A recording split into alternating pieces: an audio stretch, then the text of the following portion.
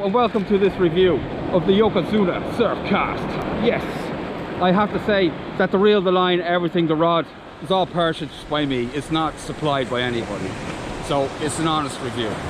Okay, noise. This is also going to be the last video that I shoot in Japan because I've spent enough of my resources here and I'm not getting a hell of a lot out of it. So I'm going to return to Europe and prepare for the rest of the year in Norway. I have been fishing with this rod for about 2 weeks, and I didn't think I was going to enjoy fishing with it as much as I have anyway. It is a continental style rod. It is 4 meters, 20 centimeters long. It comes in two versions. The other is 4 meters 50. It casts from 100 to 200 grams. Comes in 3 sections. And what I like about this rod in particular, and I've never seen anybody pull it off before, is this fluorescent tip on it. Man, it glows in the dark. So if you're fishing in a situation where you don't want to spook fish and you want to fish with your light down or off, this tip will glow extremely well. Really impressed with it. Like I said, it's the only people I've ever seen pull it off, and it's a budget rod, 50 quid, right? That's all I paid for this. Some of the features I would have liked to see on this rod was a sliding reel seat, right? No. Butt cap, no. But you can always buy one off Ali. It will make your rod last longer. It's not going to last very long like this. So if you get one of these rods, I recommend you get an end cap for it. Something else it's got that's nice is it's got little grip sections above the joints on every section on the rod. That's also very nice, especially if it's cold, your hands are cold and wet. I wish they had to put something there that you could grip onto or whatever. Some kind of grippiness anyway. When it gets wet, it's going to be kind of hard to fish with, I imagine anyway. Like I said, it doesn't have it, but it's easily done yourself. This rod here, it's not suited to really rough ground. You could fish mixed ground with it without too much trouble at all. The tip is extremely sensitive. I can see all the puffer fish biting my baits off. It would be very enjoyable for flatfish, whiting, schoolies, that kind of thing, codling. But you could handle a decent fish on it. On a calm day, right bait, right fishing line, right reel, you could get 150 meters out of this without any trouble whatsoever. I'm actually quite impressed with it. I thought it was going to suck. I thought it'd just get me out of a jam, but I actually really like fishing with it. One of the things I like about this rod, and it would be especially good for people who are new to the sport, is the fact that it loads so quickly. And there's no need for those specialized casts.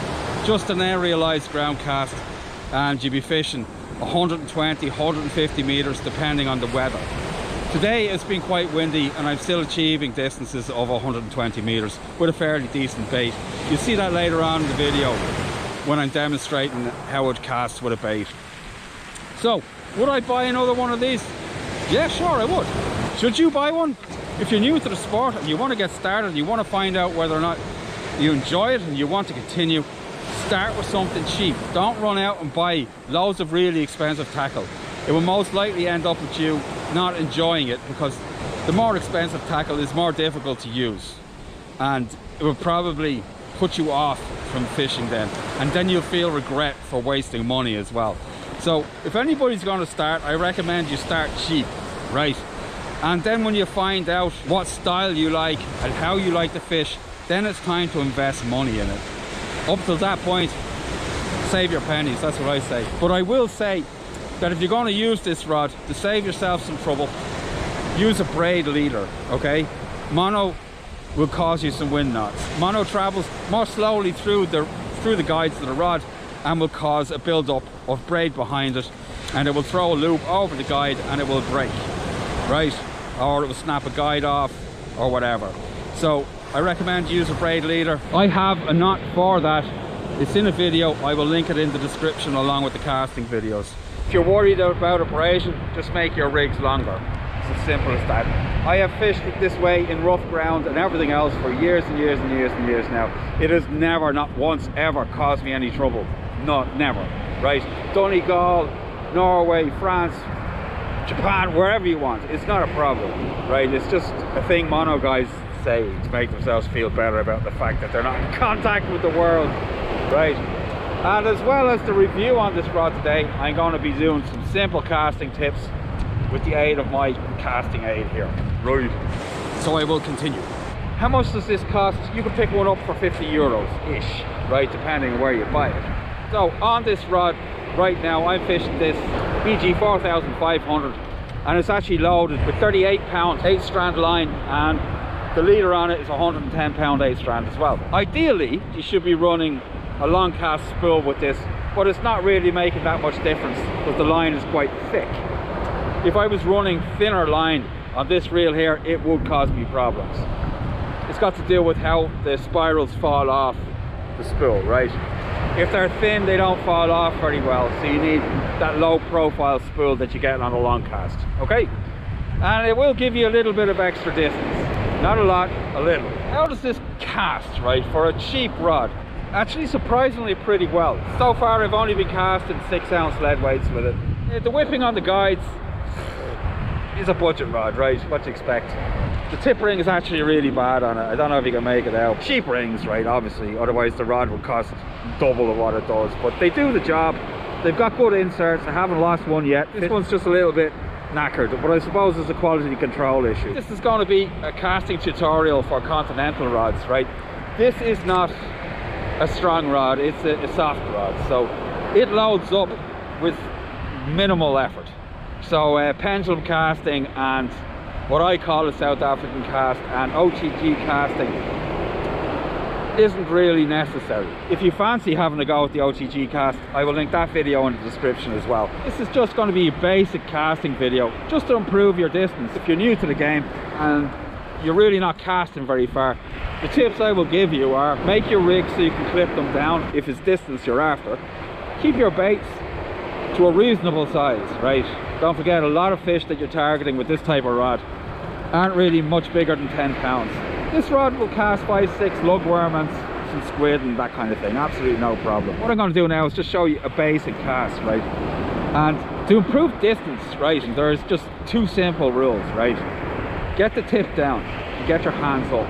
That's it. Once you've mastered that, right, you can move on to stuff like the OTG, South African cast, pendulum cast, all that kind of thing. This is a 3-piece rod, so I don't recommend that you try pendulum casting. At best you'll lose a guide, and at worst the rod will snap. I really recommend that you don't do that. Just basic simple casting is all you need with this rod. It is designed to do that for you. That's why it loads up so quickly. So first of all, I'm just going to show you the arm position. Try and get your hands as high as you can. Obviously I'm fishing on a sloping beach, so that causes some issues. If the beach was dead flat, you can get your arms even higher. If you were fishing off a pier, for instance, perfect, absolutely perfect cast for a pier. So I'm going to show you that now, right? The arm position at the end should be something like this, okay? That's it. And that's the start of the push-pull, that's it. After that, this is the point you're going to hammer it. That's it. And it makes this cast so simple, okay? In the UK, Ireland, Europe in general, there's a lot of mechanical bait clips you can use, so you can lay your rig out on the ground and the hooks stay clipped in, so you're able to do that. If you're not able to do what I'm going to show you, you'll be able to find these bait clips. There's lots of them, lots of different variations of them. Me personally, it's money I don't want to spend, so I've learned how to aerialize casts. If you want to save some money, it's not very difficult, and actually it also loads up the rod a little bit more. It is possible to cast it without a leader with this sinker and this line, but still you're getting into a dangerous area, so always use a leader. Now I'm going to show you the cast, okay? So what I'm going to do is I'm going to swing the lead back. The lead will swing out and it will lift, and when it lifts I drop the rod tip and then I cast, okay?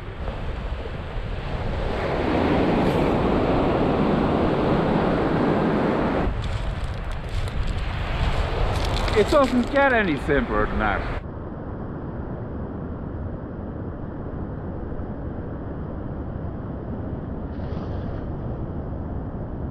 I mean, today I'm fishing with a really strong side wind, fairly decent baits, and still I'm getting over 100 meters. I'm going to show you a cast with a bait, and this has also got to do with the review of this rod. I'm going to change over just to show you what the rod looks like when it's loaded.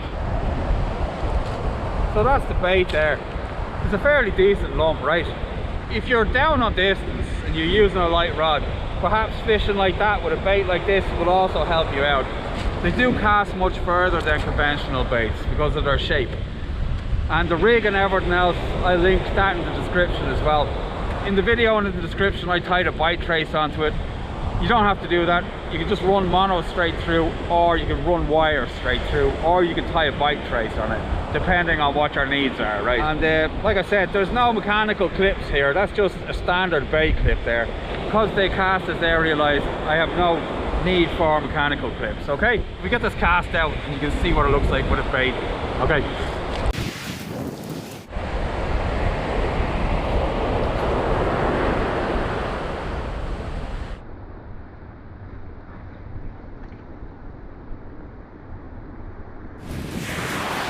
So that's it. So I hope you liked it. I hope it helps you catch some fish. I'm Billy. This is Billy in Japan. Wherever you are in the world, remember, I'll see you on the beach. Bye.